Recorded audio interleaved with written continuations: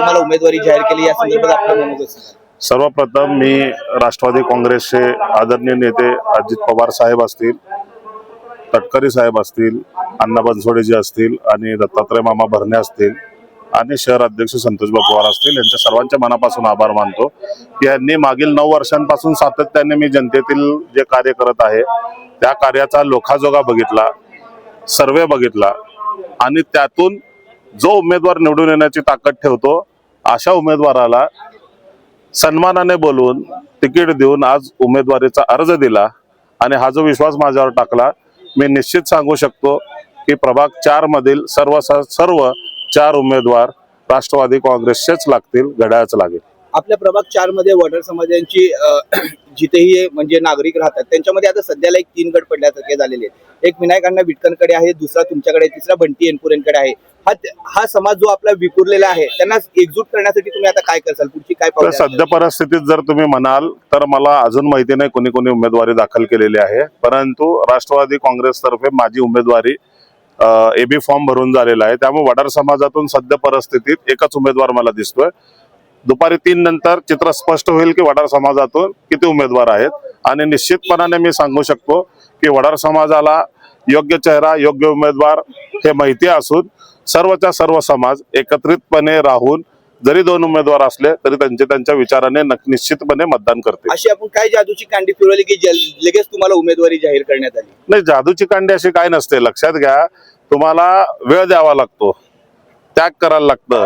हे समर्पणाची भावना असली पाहिजे एक नेता म्हणून. हे समाजकारण आहे. प्रत्यक्षात असं कधी जादूची कांडी एका दिवसात फिरत नाही. मागच्या 9 वर्षांपासून सातत्याने मी या प्रभागात काम करतोय आणि माध्यमांनी वेळच्या वेळी माझ्या सगळ्या कार्यांची दखल घेतलेली आहे. आपण बघत असाल मागच्या 9 वर्षांपासून शालेय साहित्य वाटप असेल, कोरोनामध्ये ॲम्ब्युलन्स डोनेशन असेल,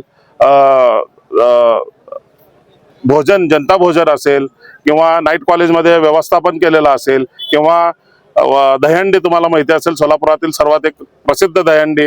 म्हणजे अशा वेगवेगळ्या कामातून सामाजिक असेल, धार्मिक असेल, शैक्षणिक असेल, महिला विषयक वेगवेगळ्या कामांसाठीचे शिबिर आपण घेतलेले आहेत. महिलांना रोजगार मिळवून दिलेला आहे. 10,000चा लोन जर महापालिकेतून तुम्ही रेकॉर्ड तपासाल तर 2023 मध्ये पथारी व्यावसायिकांसाठी जो 10,000चा लोन निधी मिळते, 600 लोकांना मी लोन मिळवून दिलेला आहे आणि गोड दिवाळी साजरी करण्याचं काम मी माझ्या प्रभागातील कष्टकरी कामगारांच्या वतीने केलेलं आहे. त्यामुळे या कामाच्याच आधारे मला उमेदवारी मिळालेली आहे. आज तुम्ही म्हणते की प्रभाग क्रमांक 4 मधून आपण अनेक विकासाची कामे केलेली आहेत, पण विरोधकांना अशी टीका होत आहे की जे तुम्ही विकासाची कामे केलेली आहेत त्याचा पुरेपूर फायदा हा ठेकेदारांना झालेला आहे, नागरिकांना नाही झालेला आहे, असं विरोधक म्हणतात. त्याच्यावर आपण काय म्हणतात? साहेब बघा, विरोधक काय म्हणतात याकडे आपल्याला फारसं लक्ष देण्याची गरज नाही. माझ्या ऑफिसला 10,000पेक्षा जास्त कुटुंबातील लोकांना मी बांधकाम कामगाराच्या माध्यमातून मदत मिळवून दिलेली आहे. ई श्रम कार्डच्या माध्यमातून मदत मिळवून दिलेली आहे. मी आताच जे सांगितलं की तुम्ही रेकॉर्ड तपासा, 600पेक्षा जास्त लोकांना मी 10,000चा लोन मिळवून दिलं. माझ्याकडे यादी.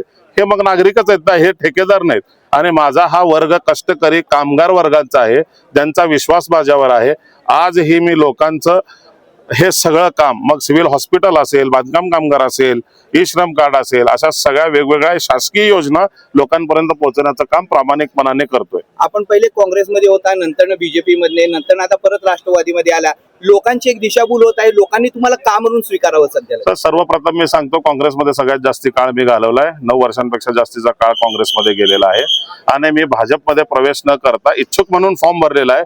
प्रत्येक लोकशाहीमध्ये प्रत्येक नागरिकाला आपलं मत व्यक्त करण्याचं आहे आणि त्याचप्रमाणे मी माझी इच्छा व्यक्त केली होती की मला भारतीय जनता पार्टीमधून इलेक्शन लढवायचं आहे. परंतु आज तुम्ही भारतीय जनता पार्टीमधली जी अवस्था आहे ते बघताय आणि ह्या सगळ्या गोष्टींचा विचार करता मी ठरवलं की ज्या पक्षात सन्मानाने मला सांगितलं की आम्हाला तुम्हाला उमेदवारी द्यायची आहे, तुम्ही स्वीकारणार का, आणि मी ते उमेदवारी स्वीकारून फॉर्म भरलेला आहे.